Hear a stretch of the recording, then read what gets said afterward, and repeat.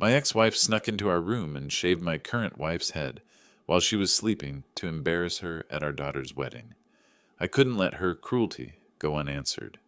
What I did next caused her to flee the ceremony in tears. Before we continue, please subscribe to the channel and let us know where you are listening in the comments. The phone shrieked across the kitchen like an accusation, cutting through the peaceful evening air that drifted through my open window. I had been chopping vegetables for dinner, enjoying the simple ritual after another long day of lectures on American Revolution battles that my students would probably forget by Monday. The caller ID made my stomach clench. Gertrude Foster. 2 days before Ruth's wedding, and she was calling. Nothing good ever came from Gertrude's calls anymore. "Hello, Gertrude." I kept my voice steady, professional. The same tone I used when particularly difficult students challenged historical facts. "Henry, I won't allow that woman to ruin our daughter's wedding." Her voice sliced through the phone with surgical precision. No pleasantries, no small talk. Pure Gertrude. I set down my knife carefully, wiping my hands on the dish towel. "Beatrice is part of my family now, and Ruth invited her herself." "Family?" She laughed, sharp and bitter. "That cancer patient you picked up? She's been married to you for what, 3 years?" "I gave you 17 years, Henry. 17 years and a daughter." My jaw tightened. "Beatrice is my wife, and she'll be at the wedding. Ruth wants her there." "Ruth is being polite. She doesn't want to hurt your feelings, but having that woman sitting in the front row where I should be sitting alone, it's humiliating." I began pacing the length of my small kitchen, the phone pressed against my ear. "You'll be in the front row, Gertrude, on the other side. That's how divorced parents handle these things. Don't lecture me about divorce, Henry. You're the one who walked away from 17 years because of some midlife crisis fantasy." The accusation hit like a physical blow. "I walked away because you were having an affair with your real estate broker. Let's not rewrite history." Silence crackled through the line. When she spoke again, her voice carried that dangerous sweetness I remembered too well. "Ancient history, Henry. What matters now is Ruth's special day. And I'm telling you, if that woman shows up, I'll make sure everyone knows exactly what kind of marriage you're really in." "What's that supposed to mean?" "Oh, come now. A sick woman who can barely get through a dinner party without rushing to the bathroom? Ruth deserves better than having her wedding photos ruined by your charity case." My free hand clenched into a fist. "Don't you dare. I'm not making threats, Henry. I'm stating facts. Some women just aren't cut out for family events, especially ones as fragile as your precious Beatrice." The cruelty in her voice transported me back 7 years, to those final months when every conversation became a battlefield. But this time, she was targeting someone who'd done nothing wrong except love me. "Ruth invited Beatrice, and Beatrice will be there. End of discussion." "We'll see about that." Her voice dropped to a whisper. "You always were naive, Henry. Still believing in happy endings and fairy tales. Some people just aren't meant to have those." The line went dead. I stood there holding the silent phone, staring out at the Boston skyline as evening shadows stretched across my kitchen floor. My hands were shaking slightly, from anger, from the familiar helplessness that Gertrude always managed to provoke. 7 years since our divorce, and she could still reach right through the phone and twist something inside me. But this time was different. This time she wasn't just attacking me. Setting the phone down, I leaned against the kitchen counter and closed my eyes. Gertrude's venom still echoed in my ears, but my mind drifted backward, seeking refuge in better times. Times when her voice carried laughter instead of poison. I could almost smell the coffee brewing in our old kitchen on Maple Street, sunlight streaming through yellow curtains Gertrude had sewn herself. She'd been 28 then, humming while she made breakfast, her dark hair catching the morning light. Ruth was barely walking, toddling between us in her tiny pink pajamas, and we'd take turns catching her before she tumbled. "We'll grow old together, won't we, Henry?" Gertrude had asked one evening, curled against me on our blue sofa while Ruth slept upstairs. We'd been watching some romantic movie, and she'd traced patterns on my chest with her fingertip. "Promise me we'll be like the Hendersons next door, still holding hands when we're 70. I'd kiss the top of her head, breathing in her shampoo scent. "Of course we will. You, me, and Ruth. Forever." Those Sunday morning pancake sessions, flour everywhere, Ruth standing on a chair to help flip them while Gertrude guided her small hands. The three of us covered in batter, laughing until our sides hurt. Gertrude would make funny faces to distract Ruth from the hot griddle, becoming a completely different person. Soft, playful, maternal. Christmas mornings were magical then. Gertrude would spend weeks preparing, wrapping presents with elaborate bows, staying up late to assemble Ruth's toys. She'd make hot chocolate with real whipped cream while I read Christmas stories aloud. Ruth would fall asleep between us on the couch, and Gertrude would whisper, "This is perfect, isn't it? This is everything I ever wanted." The summer vacations to Cape Cod, renting the same little cottage each year. Gertrude teaching Ruth to build sandcastles, while I grilled burgers on the tiny deck. Evening walks along the beach, Ruth collecting shells while Gertrude and I planned her future. "She'll go to Harvard," Gertrude would say confidently. "She's got your brains and my determination." Those were the years when Gertrude's determination felt like strength rather than manipulation. She organized our lives with military precision, schedules, meal plans, social calendars. I'd come home from the university to find dinner ready, Ruth's homework completed, the house immaculate. Gertrude took pride in creating our perfect suburban life.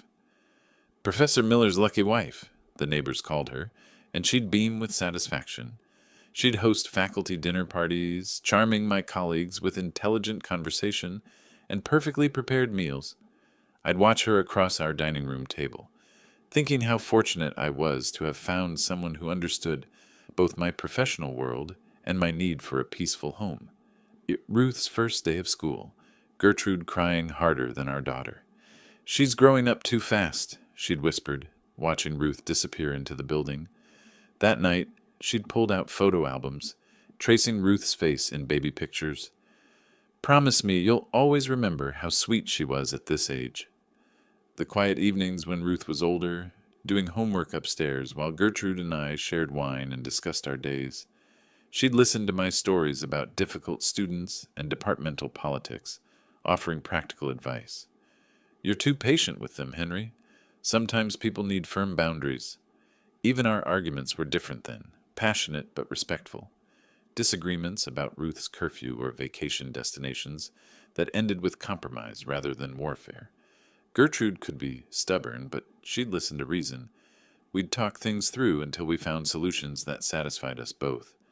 Saturday morning garage sales, Gertrude hunting for antiques to restore while Ruth and I carried her discoveries. She had an eye for hidden treasures, old furniture that she'd sand and paint until it looked expensive. "Everything deserves a second chance," she'd say, running her hands over a scarred table. "You just have to see its potential." But even in those golden memories, I could detect the first hairline cracks. Gertrude's need to control every detail, her inability to accept when things didn't go according to plan, the way her jaw would tighten when Ruth made messes, how she'd reorganize my study without asking. Small things then, easily overlooked in the warmth of our shared life. Standing in my current kitchen, the happy memories felt both precious and painful, like looking at photographs of someone who died. The memories darkened as they approached 2018, the year everything shattered. I'd started noticing changes in Gertrude that spring, new clothes, different perfume, sudden enthusiasm for evening book club meetings that never seemed to involve actual books. Her phone became her constant companion, buzzing with texts she'd answer in another room. When I asked about it, she'd shrug. "Just work stuff, Henry. Boring real estate negotiations." But she'd clutch the phone protectively, tilting the screen away from me. The late nights started in June. "Showing houses to clients from out of town," she'd explain, returning home after midnight with elaborate stories about difficult buyers and lengthy negotiations. But she never mentioned specific properties or clients when I asked for details the next morning. I found the first real evidence by accident in July, checking our credit card statement for a charge I didn't recognize. Dinner for two at Chez Laurent, an expensive French restaurant downtown, on a Tuesday night when she'd claimed to be showing a condo in Cambridge. My hand shook as I stared at the receipt. $230 for dinner. Gertrude always complained that Chez Laurent was overpriced, insisting we stick to casual places when we ate out. But apparently she'd found someone worth the expense. The trail became easier to follow once I knew what to look for. Hotel charges on days she'd claimed to be at real estate conferences, purchases at Victoria's Secret when she hadn't bought me anything intimate in months, wine tastings, theater tickets, weekend getaways, all for two people, none with me. Confronting her felt like stepping off a cliff. I waited until Ruth was safely back at college, then spread the credit card statements across our dining room table like evidence in a court case. "How long has this been going on, Gertrude?" She stood in the doorway, still in her navy real estate blazer, scanning the papers with calculating eyes. For a moment, I thought she might deny everything. Then her shoulders straightened, and I saw the defiance I'd learned to fear. "You never understood me, Henry." She moved to the table, gathering the statements into a neat pile. 20 years of being Professor Miller's perfect wife, organizing your life, entertaining your boring colleagues, pretending I didn't want more. More what? We had everything. A good life, a beautiful daughter, financial security. We had your version of everything. She turned to face me, her expression cold. Your quiet dinners, your academic friends, your predictable routines. Do you know what it's like to feel invisible in your own marriage? The accusation hit like a physical blow. Invisible? I included you in everything. You included your wife in everything, the role you needed me to play. But when did you last ask what I actually wanted? When did my dreams matter? Your dreams? What dreams, Gertrude? You never mentioned being unhappy. She laughed bitterly. Would you have listened? Really listened? Or would you have explained it away with one of your reasonable professor speeches? We stood facing each other across the table that had hosted so many family dinners, so many happy conversations. Now it felt like a battlefield, scattered with evidence of her betrayal. "Who is he?" I asked quietly. "Someone who sees me. Someone who makes me feel alive again instead of just useful." The divorce proceedings stretched through that autumn like a slow-motion car crash. Ruth flew home from college, devastated, trying desperately to mediate between us. "Can't you work it out? Go to counseling? Think about our family?" But Gertrude had already moved out, taking half our furniture and most of our shared memories. She'd found an apartment closer to downtown, closer to her new life. When I drove Ruth there for visits, I'd sit in the car staring at the modern building, wondering how 17 years could dissolve so completely. The final papers were signed on a gray December morning in my lawyer's office. Gertrude wore a red dress I'd never seen before, her hair styled differently. She looked younger, happier, completely transformed from the woman who'd once promised to grow old with me. "This is for the best, Henry," she said as we left the courthouse. "We both deserve to be happy." But happiness, I'd discovered, wasn't something you deserved. It was something you built carefully, day by day, with someone who wanted to build it with you. Now, standing in my kitchen 7 years later, I understood why Gertrude's voice carried such venom. She'd gotten her freedom, her excitement, her new life. But Ruth's wedding was forcing her to confront the family she'd destroyed, to sit across from the woman who'd helped me rebuild what she'd torn down. Beatrice hadn't stolen me from Gertrude. Gertrude had thrown me away. The drive to Ruth's suburban house took exactly 1 hour, Beatrice sitting quietly beside me as we navigated the familiar route through Massachusetts countryside. She'd spent the morning arranging flowers for tomorrow's ceremony, her gentle hands creating beauty despite Gertrude's ugly threats still echoing in my mind. "Are you sure you're ready for this?" I asked as we pulled into Ruth's driveway, noting David and Lenny Wilson's blue sedan already parked under the maple tree. Beatrice adjusted her silk headscarf, a habit from her recovery days that she'd maintained for comfort. "Ruth needs both her families together tonight. I won't let your ex-wife's bitterness ruin that." Ruth answered the door with forced brightness, her arms immediately encircling both of us. "Perfect timing. Michael just finished setting up the guest room, and the Wilsons are helping with dinner prep." Her eyes searched mine. "Everything okay, Dad?" "Absolutely." I kissed her forehead, breathing in the familiar scent of her lavender shampoo. "Tomorrow's going to be perfect." The Wilson parents emerged from the kitchen, flour dusting Lenny's apron as she wiped her hands. "Henry! Beatrice! We're making Ruth's grandmother's dinner rolls." Family tradition, apparently. David Wilson shook my hand firmly. "Good to see you both. Michael's wrestling with some speaker system in the living room if you want to help. Minutes later, Gertrude's silver BMW pulled up with calculated precision, late enough to make an entrance, early enough to claim she wasn't disrupting anything. Through the window, I watched her check her reflection, applying fresh lipstick before stepping out in a cream-colored dress that probably cost more than most people's monthly salary. "The family's all here now," Ruth whispered, squeezing my arm. Gertrude swept through the front door like a theater actress taking center stage. "Darling Ruth, my beautiful bride!" She embraced our daughter with exaggerated warmth, her eyes scanning the room to catalog who was watching. And Michael, handsome as always. Her gaze landed on Beatrice. "Beatrice, how practical you look today." "Good evening, Gertrude." Beatrice's voice remained steady, though I felt her hand tighten slightly in mine. "Ruth's home is lovely. Perfect for celebrating." "Yes, well, some celebrations mean more than others, don't they?" Gertrude's smile never wavered. "Family celebrations, the ones that truly matter." "All family celebrations matter," I interjected, recognizing the subtle exclusion in her words. Ruth clapped her hands together. "Kitchen, everyone! Lenny's teaching us Wilson family secrets, and Mom brought her famous lasagna recipe." The dinner preparation became a carefully choreographed dance of divided loyalties. Gertrude positioned herself at the center island, directing operations with the authority of someone who'd once managed this type of gathering regularly. The Wilson parents worked quietly at the counter, exchanging meaningful glances when tensions flared.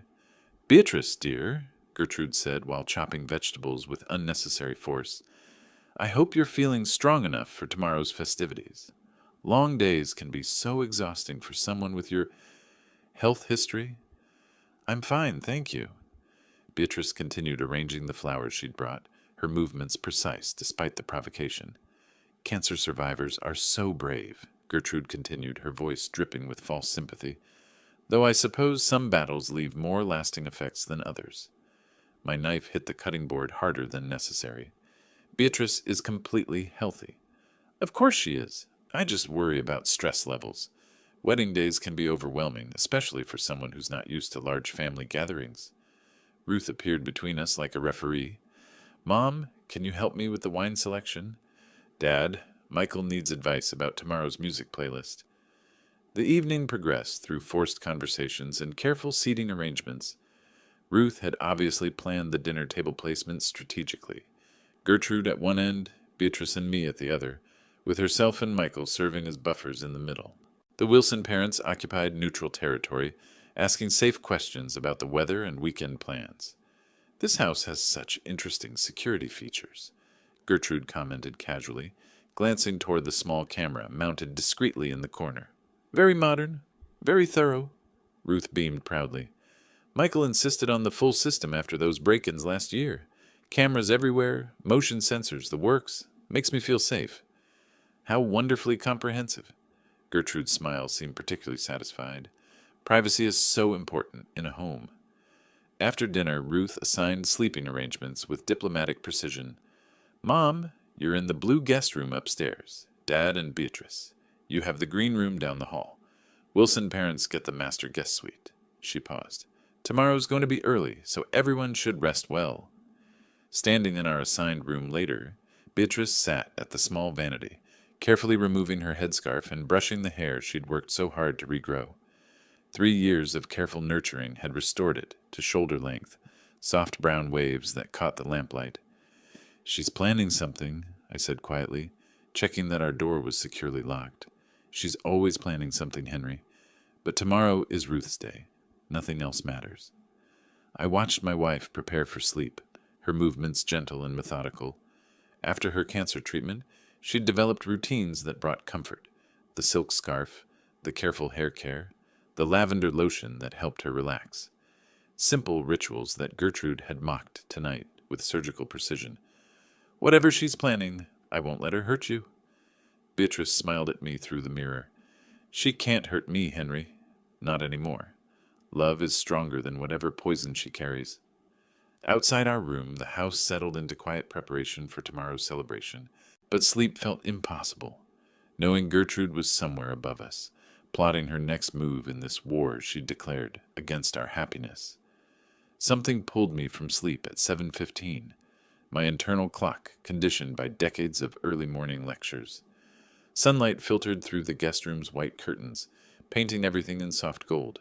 Wedding day had arrived. Beside me, Beatrice slept peacefully, her silk headscarf perfectly positioned despite the night's movement. She looked serene, beautiful, untouched by yesterday's subtle warfare. I smiled, thinking how lucky Ruth was to have such weather for her ceremony. Moving carefully to avoid disturbing her, I padded to the small guest bathroom, splashed water on my face, and brushed my teeth.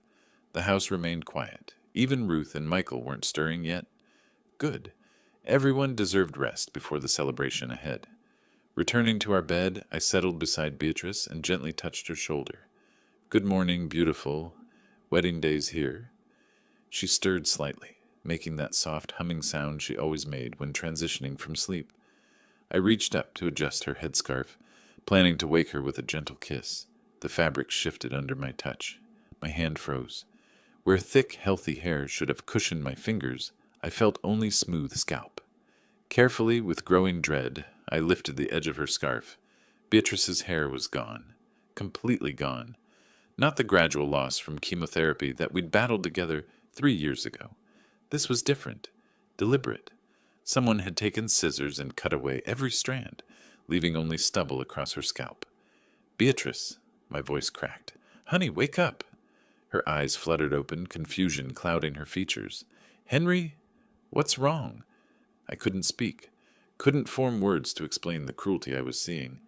Instead, I guided her hand to her head, watching her face transform from sleepy contentment to bewildered horror. "My hair—" She sat up abruptly, both hands exploring her scalp. "It's gone. It's all gone." The scarf fell away completely, revealing the extent of the damage. Whoever had done this possessed surgical precision. Every lock cut close to the roots, the job completed without waking either of us. Professional, planned, methodical. "Oh no, oh no, no, no." Beatrice's voice broke into sobs. "Not again. Please, not again."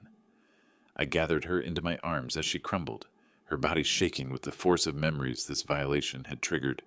3 years of careful growth, 3 years of healing, destroyed in one night of calculated malice. "Who could have done this?" I whispered, though my mind was already cataloging possibilities. Someone came into our room while we slept. Beatrice pulled back, tears streaming down her face. "The cancer, when I lost it all before. I thought I was dying. I thought I'd never feel beautiful again." "You are beautiful. Hair doesn't change that. You don't understand." Her voice carried pain that cut deeper than any physical wound. "When I was sick, I looked in the mirror and saw death looking back. It took years to see myself as alive again, as whole. And now—" I began examining our room systematically, looking for evidence of entry. The door remained locked from the inside. The window was latched securely. No signs of forced entry anywhere. "Someone had a key," I concluded grimly. "Someone with access to this house. Please don't make this bigger than it needs to be." Beatrice wrapped the scarf around her head again, trying to restore some dignity. "It's Ruth's wedding day. I won't let this ruin her happiness." "This isn't an accident, Beatrice. This was deliberate." My mind raced through logical possibilities. Michael and Ruth wouldn't harm Beatrice. The Wilson parents had no motive. That left only one person with both access and incentive. The scissors. I searched the small room, checking drawers and surfaces. Whoever did this took the scissors with them. Beatrice stood shakily, moving to the mirror above the dresser. Her reflection revealed the full scope of the destruction. Years of careful growth eliminated in one night of pure spite. "She warned me," I said quietly. "On the phone Friday night. Gertrude said you were too fragile for family events. You don't know it was her? Who else?" My anger built with each passing second. Who else benefits from humiliating you on Ruth's wedding day? Even if it was her, what's confronting her going to accomplish? She'll deny it. Ruth will be devastated. The wedding will be ruined. But I was already moving toward the door, fury overriding all other considerations. Someone had violated our sanctuary, attacked my wife in the cruelest way possible, and I wasn't going to let them escape consequences. "Henry, please." Beatrice caught my arm. "Think about Ruth. Think about what matters most. What matters most is protecting my family. All of my family. The sound of movement from the kitchen below indicated others were waking. Perfect. Time for answers. I found Gertrude in the kitchen, standing at the coffee maker with her back to the doorway. She wore a pale blue robe and matching slippers, her hair perfectly styled despite the early hour. Too perfectly styled for someone who'd supposedly just awakened. "Good morning, Henry." She didn't turn around, focusing intently on measuring coffee grounds. "You're up early for a wedding day." "You did this, Gertrude." My voice carried across the kitchen like an accusation. She turned slowly, her expression shifting from casual morning pleasantness to carefully constructed surprise. "I beg your pardon? Did what?" Beatrice appeared behind me, still clutching her headscarf, trying to pull me back from the confrontation I was determined to have. "Someone cut Beatrice's hair while she slept. Cut it all off." I stepped further into the kitchen, forcing Gertrude to face the consequences of her cruelty. "You're the only one who benefits from humiliating her." "Cut her hair?" Gertrude's eyes widened with practiced shock. "That's terrible. Who would do such a thing?" "Stop pretending, Gertrude. You threatened her on Friday night. You said she was too fragile for family events." "I said no such thing." She moved to pour coffee, her hands steady despite my accusations. "I've been nothing but gracious to that woman since she entered our family." "Our family?" The words exploded from me. "You destroyed our family 7 years ago." Footsteps thundered down the stairs as Ruth and Michael appeared, both in pajamas, their faces creased with sleep and growing alarm. "What's happening?" Ruth demanded, scanning the scene. "Dad, why are you shouting?" "Someone cut Beatrice's hair off during the night," I explained, watching Ruth's expression shift from confusion to horror. "Cut it all off while she slept." "Oh my goodness!" Ruth rushed to Beatrice, gently touching her covered head. "Who would do something so awful?" "Your mother," I said flatly. "Henry Miller!" Gertrude slammed her coffee mug onto the counter. "How dare you accuse me of something so ridiculous? I've been in my room all night." Michael stepped between us, his hands raised peacefully. "Everyone, please calm down. Let's figure this out rationally." "There's nothing to figure out," Gertrude continued, her voice rising with indignation. "Maybe she cut it herself for attention. Some people will do anything to make themselves the center of drama." "Don't you dare!" I started forward, but Beatrice caught my arm. "Please stop," she whispered. "This is exactly what she wants." The Wilson parents appeared in the doorway, drawn by the raised voices. Lenny wrapped her robe tighter, her face creased with concern, while David assessed the situation with careful eyes. "What if it was an intruder?" Gertrude suggested, warming to her performance. "Someone who broke in during the night? This neighborhood has had problems before." "The house was locked," Michael said quietly.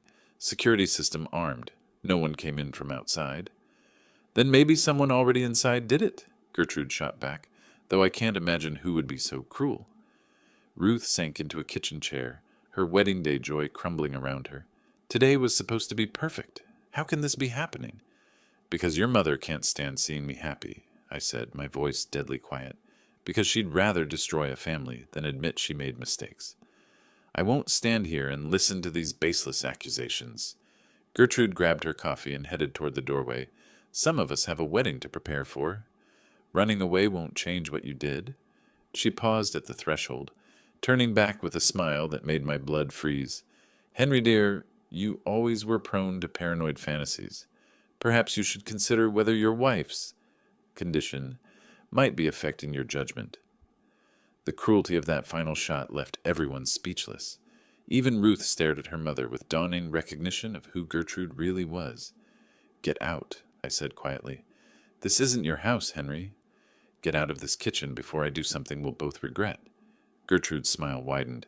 "See? Unstable. Just like I predicted." She swept from the room, leaving behind a wake of destroyed morning peace and shattered wedding day dreams. Ruth buried her face in her hands, while Michael stood helplessly beside her, unsure how to fix what had been broken. "I'm so sorry," Beatrice whispered to no one in particular. "I never wanted this to happen." But Gertrude had miscalculated one crucial detail. As I stood in that kitchen, watching my wife comfort my heartbroken daughter, I remembered Ruth mentioning something the night before. Something about cameras. Something about comprehensive security systems that recorded everything. Everything. Wait. Ruth stopped mid-sentence, her hand flying to her mouth. The security cameras. Michael, we have cameras throughout the house. Michael's eyes widened with sudden understanding. The system records everything automatically. We can check what actually happened last night. I felt my heart accelerate. Justice. Finally, irrefutable proof of Gertrude's calculated cruelty. That's brilliant, I said, moving toward the living room where their entertainment system dominated one wall. Let's see exactly what happened. Gertrude remained frozen in the kitchen doorway, her coffee mug trembling slightly in her hands. Really, this is unnecessary. We should focus on preparing for the wedding. The wedding? Ruth's voice cracked with emotion. Mom, someone attacked Beatrice in our house, in our guest room. We need to know who. Michael was already at the smart TV, pulling up the security system interface. The cameras save everything to cloud storage. We can access any time period from the last 30 days. This is ridiculous, Gertrude protested, but she'd lost the commanding tone from earlier. Surely everyone doesn't need to crowd around watching. Yes, everyone does, I interrupted firmly. Everyone needs to see the truth. The Wilson parents appeared tentatively, drawn by the commotion. Lenny wrapped her robe tighter while David assessed the situation with careful, intelligent eyes. What's happening now? Lenny asked softly. We're checking security footage from last night, Michael explained, navigating through digital menus. Someone cut Beatrice's hair while she slept. How awful, Lenny gasped, her hand covering her heart. Who would do such a terrible thing? Michael found the correct interface. Here we go. What time should I start checking? Try around 2 a.m., I suggested. Most people would be deeply asleep by then. The screen filled with multiple camera angles, hallway views, staircase monitoring, guest room corridor coverage. Michael fast-forwarded through hours of empty hallways, the timestamp racing through late evening into early morning. There, Beatrice whispered, pointing at the screen. Something's moving. Michael slowed the playback. A figure appeared in the upstairs hallway, moving carefully down the corridor toward our guest room. The person carried something small and metallic, clearly scissors, and moved with deliberate stealth. Even in the dim hallway lighting, the figure was unmistakable. Mom, Ruth breathed, her voice barely audible. That's you. Gertrude's coffee mug slipped from her hands, shattering on the kitchen tile. Dark liquid spread across the floor like an accusation. The footage continued, showing Gertrude approaching our guest room door. She paused, listening, then carefully turned the handle. The camera angle shifted as Michael selected the guest room corridor view, providing a clear shot of Gertrude entering our room. She's got keys to every room, Michael said quietly. House keys. I never thought... We watched in horrified silence as Gertrude disappeared into our room for nearly 20 minutes. When she emerged, she no longer carried the scissors. Her hands were empty, but her posture suggested satisfaction. A job completed successfully. The timestamp shows 2:47 a.m. to 3:03 a.m., Michael noted. 16 minutes inside your room. Ruth turned to face her mother, tears streaming down her cheeks. How could you? How could you plan something so cruel? It's not what it looks like, Gertrude stammered, but her voice lacked conviction. I was checking on everyone, making sure people were safe. With scissors? I demanded. For 16 minutes? David Wilson spoke for the first time, his voice carrying the authority of his former teaching career. Mrs. Foster, the video evidence is quite clear. Perhaps it's time for honesty. Gertrude's composure finally cracked completely. She just looked so much better than me, her perfect hair, her perfect marriage, her perfect little life after cancer. Do you know what it's like to watch someone else get everything you lost? The room fell silent except for Beatrice's quiet sobbing and the sound of Gertrude's ragged breathing. So you decided to make her look like a cancer patient again, I said, my voice deadly quiet. You decided to take away the hair she'd grown back after fighting for her life. I barely cut anything, Gertrude protested weakly. Her hair will grow back. It's not permanent damage. Not permanent? Beatrice looked up through her tears. Do you have any idea what growing that hair back meant to me? What it symbolized? Ruth sank into a chair, covering her face with her hands. My wedding day? You ruined my wedding day. I didn't ruin anything. You're all making this bigger than it needs to be. But even Gertrude seemed to realize how hollow her protest sounded. The evidence was undeniable. Clear HD footage of premeditated cruelty, documented from multiple angles with precise timestamps. I think, David Wilson said carefully, that everyone needs some time to process this situation. Michael paused the video system, the final image frozen on Gertrude's satisfied exit from our guest room. The silence stretched uncomfortably until Ruth finally spoke. I want you to leave, Mom. Leave our house and don't come back until you can apologize properly. Ruth, honey, it's your wedding day. Exactly. It's my wedding day, and I refuse to celebrate surrounded by someone capable of such calculated cruelty. Gertrude looked around the room, seeking support that clearly wasn't coming. Even Lenny Wilson, naturally diplomatic and kind, couldn't meet her eyes. Fine, Gertrude said finally, straightening her shoulders in a gesture I recognized from our marriage. If that's how you all want to be. She swept from the room with as much dignity as someone caught red-handed could muster, leaving behind the shattered coffee mug and the undeniable truth of what she'd done. An hour later, Beatrice and I sat in my car, pulling away from Ruth's house in heavy silence. The morning's revelations weighed between us like a third passenger, unwelcome but impossible to ignore. She needs space to prepare, I explained, though Beatrice hadn't questioned our early departure. And honestly, I need space to think. Beatrice adjusted her headscarf in the passenger seat mirror, her movements careful and deliberate. Promise me you'll let this go, Henry. The request hit me like a physical blow. Let it go? After what we just saw? Promise me.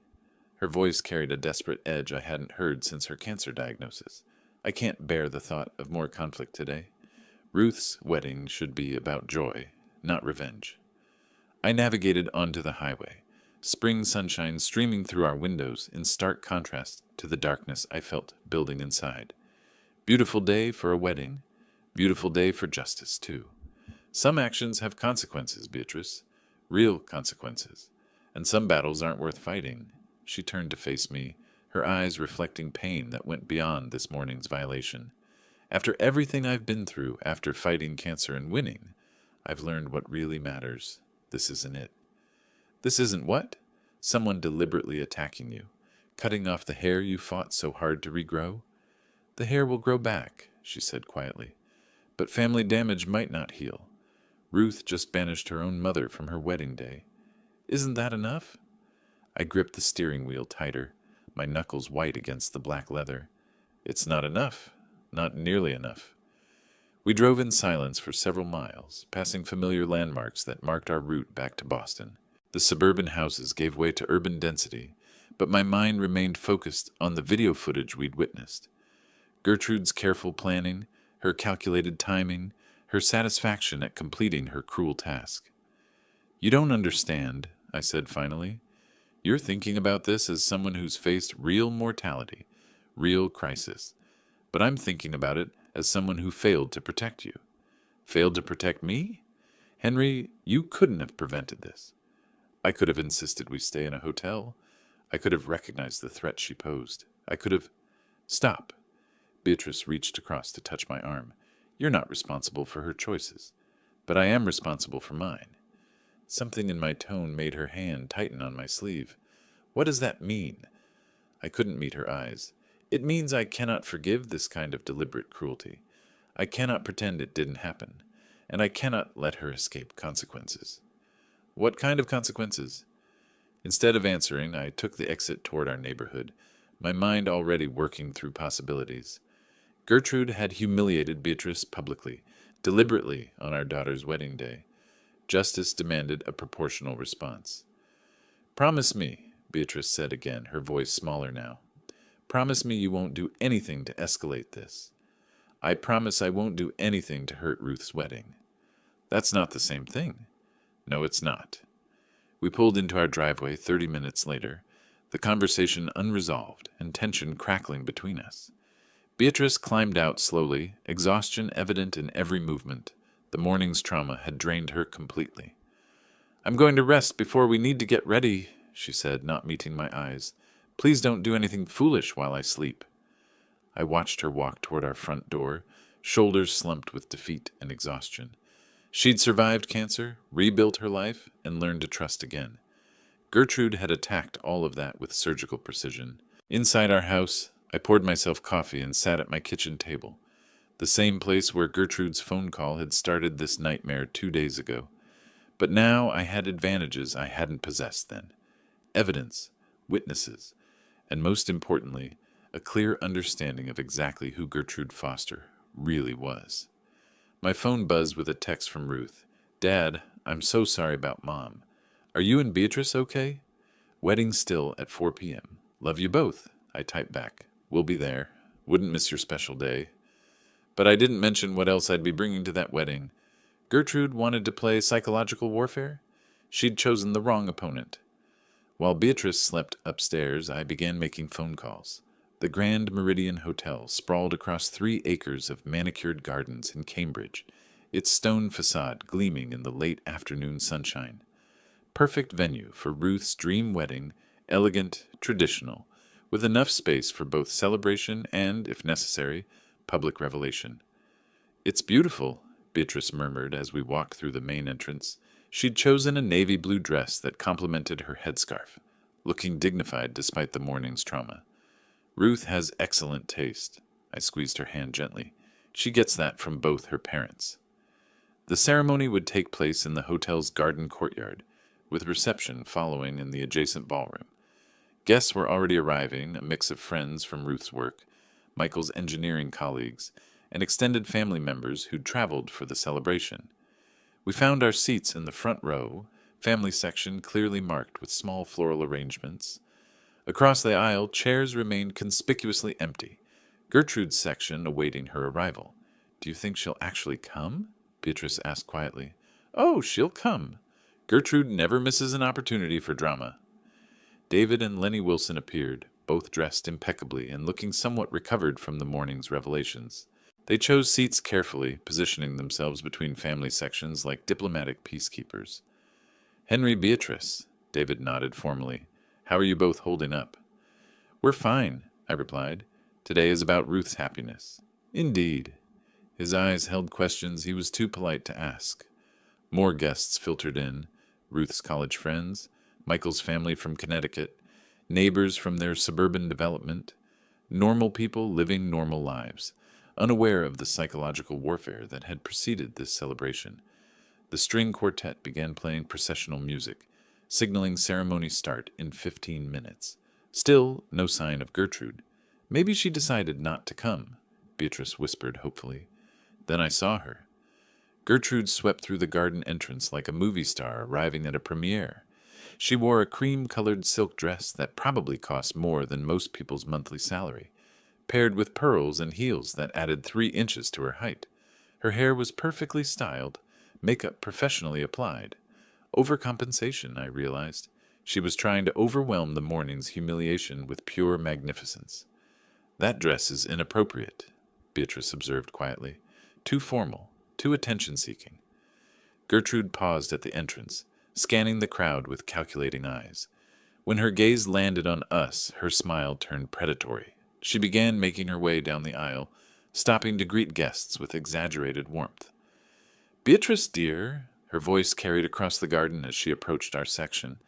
"That headscarf is so practical for someone in your situation." Several nearby guests turned to stare, clearly sensing tension but uncertain about its source. "Hello, Gertrude," Beatrice replied evenly. "You look eager for attention." "Just celebrating our daughter's special day. Though I suppose some people handle stress differently than others." I felt my jaw clench, but forced myself to remain seated. Not yet. Not during the ceremony. Gertrude continued her performance, positioning herself prominently in the front row across from us. She waved at guests, blew kisses to distant relatives, and generally commanded attention like a secondary bride. The processional music swelled, and the wedding party began their entrance. Michael's groomsmen walked with measured steps, followed by Ruth's bridesmaids in soft lavender dresses.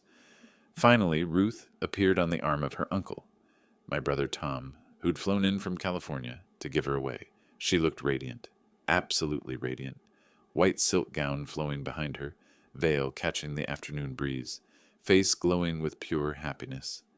For a moment, all the morning's ugliness faded away. This was what mattered: Ruth's joy, Ruth's future, Ruth's perfect moment. The ceremony proceeded beautifully.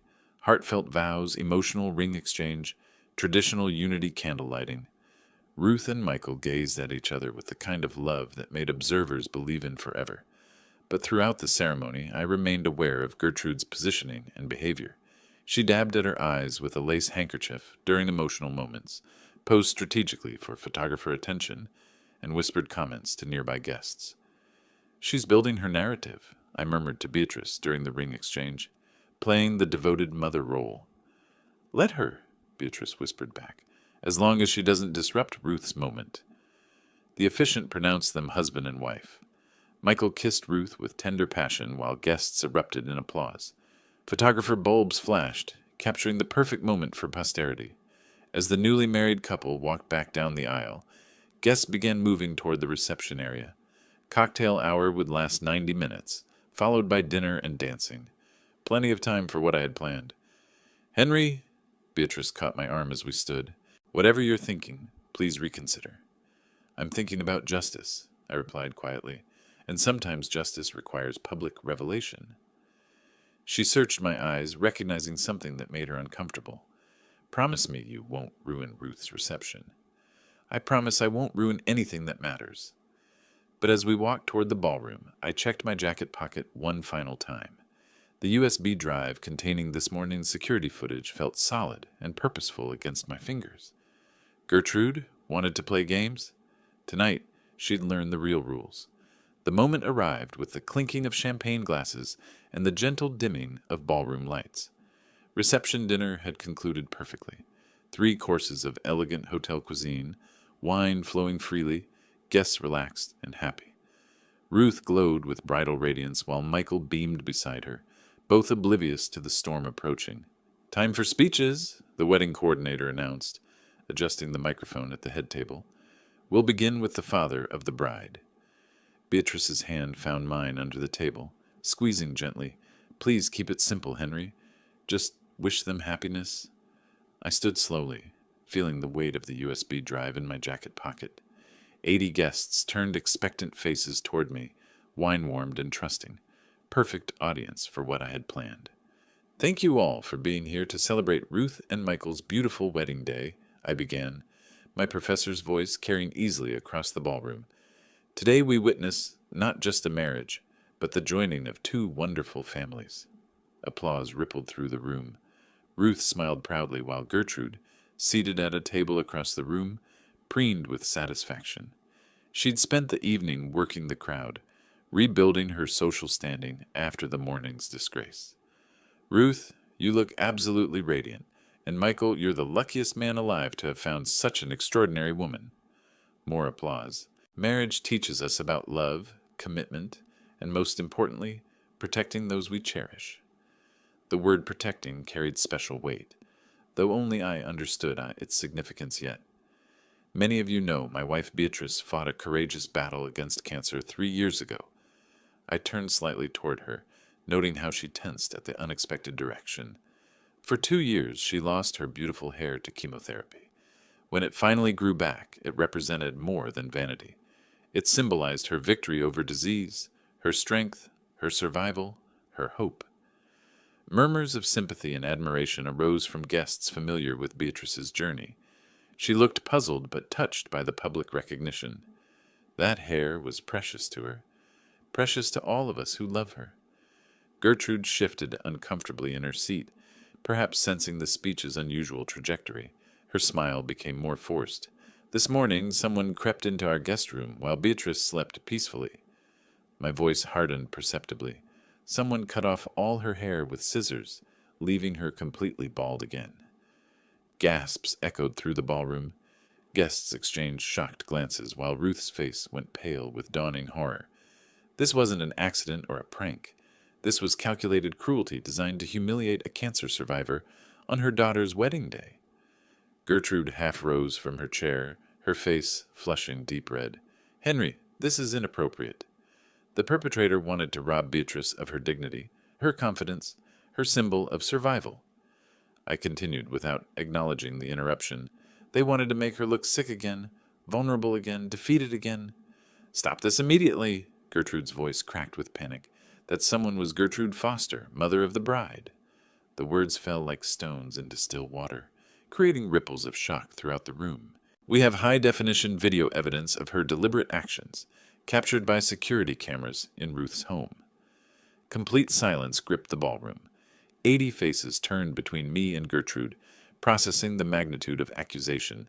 She attacked a vulnerable woman to satisfy her own jealousy and spite. She violated the safety of our family's home to commit this act of psychological warfare. Gertrude stood fully now, her hands shaking with rage and fear. "You're destroying Ruth's wedding day." "No, Gertrude. You destroyed it the moment you decided cruelty was acceptable. I'm simply ensuring everyone understands what kind of character we're dealing with in our family." I returned to my seat as shocked silence stretched across the ballroom. Conversations erupted at every table, hushed, urgent exchanges as guests absorbed the revelation. Gertrude remained standing, isolated in a sea of judgmental stares. "Henry," Beatrice whispered, her voice a mixture of horror and gratitude. "You didn't have to." "Yes, I did." I squeezed her hand gently. Justice demanded a public response to public cruelty. Ruth stared across the room at her mother with expressions cycling between betrayal, disgust, and profound disappointment. The fairy tale wedding had become something else entirely, a reckoning. The stunned silence stretched for what felt like an eternity, though probably lasted only 30 seconds. 80 guests sat frozen, champagne glasses forgotten, processing the devastating revelation that had just shattered the celebratory atmosphere. Then the whispers began. "Did he just say she cut off a cancer patient's hair?" The murmur came from a table of Ruth's college friends, their voices carrying in the too quiet ballroom. "While she was sleeping?" Another voice, horrified and disbelieving. "That's absolutely despicable," David Wilson said loudly enough for nearby tables to hear. His wife Lenny nodded vigorously, her face creased with genuine disgust. Gertrude remained standing at her table, looking desperately around the room for any sign of support or sympathy. Finding none, she attempted damage control. "You're all hearing only one side of the story," she called out, her voice shrill with desperation. "Henry is exaggerating what happened for dramatic effect." "We saw the video evidence this morning," Ruth said quietly, but her words carried across the silent room. "Mom, we all watched you do it." A collective gasp arose from the guests. Video evidence eliminated any possibility of misunderstanding or exaggeration. How could someone do that to a cancer survivor? Lenny Wilson's voice trembled with emotion. She rose from her table and walked directly to Beatrice, placing a gentle hand on her shoulder. "My dear, you're incredibly brave for being here tonight." Other guests began moving as well, away from Gertrude's table, toward ours. The physical repositioning spoke louder than words about where sympathies lay. "There's no excuse for that kind of behavior," declared Professor Williams from my university, a man known for measured opinions. "Attacking someone while they sleep, that's the action of a coward." "She should be ashamed of herself," added his wife, not bothering to lower her voice. Gertrude's face cycled through several shades of red as she realized her social standing was evaporating in real time. "I was protecting my family's interests. She was trying to upstage me at my daughter's wedding." The justification only made things worse. Several guests actually recoiled at the selfishness of the statement. "Protecting your interests?" Ruth stood up, her wedding dress rustling with the force of her movement. "By attacking my stepmother while she slept? By cutting off hair she grew back after fighting cancer?" Michael placed a supporting hand on his new wife's shoulder. "Mom Foster, I think you should consider leaving." The suggestion hung in the air like a verdict. Guests nodded agreement, while Gertrude looked around frantically for any remaining allies. "Ruth, darling, surely you don't want to banish your own mother." "You banished yourself with your actions," Ruth said firmly. "I'm embarrassed to call you my mother right now." The social isolation was complete and devastating. Gertrude's table sat empty as former companions found excuses to move elsewhere. Conversations continued around her, but she was no longer part of them, a pariah at her own daughter's wedding. "I can't believe we've known her for years and never realized what she was capable of," someone whispered behind me. "That poor woman," another voice said, referring to Beatrice. "To survive cancer and then have someone deliberately take away her recovery symbol? It's monstrous." Beatrice sat quietly beside me, accepting sympathy from a steady stream of guests who approached our table. Her dignity in the face of public revelation was remarkable. Gracious, composed, genuinely touched by the support. "Thank you," she said to each person. "Your kindness means more than you know." Gertrude made one final desperate attempt at control. "This is supposed to be about celebrating Ruth and Michael. You're all letting Henry turn it into something ugly." But the accusation fell flat. Everyone present understood that the ugliness had begun with her actions, not with their exposure. "Some actions demand consequences," I said quietly, though my words carried to nearby tables. "Cruelty shouldn't be rewarded with silence." The sentiment clearly resonated. Nods of agreement rippled through the crowd as guests recognized the justice and public accountability for private wrongs.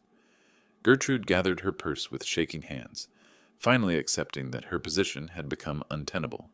The walk to the ballroom exit would require crossing the entire room under the judgmental gaze of 80 witnesses to her humiliation. She took her first step toward the door, and the real consequences of her cruelty began. The walk across the ballroom stretched like a gauntlet of judgment. Every step Gertrude took toward the exit brought her past tables of guests who followed her movement with undisguised contempt and disappointment. Conversations didn't stop.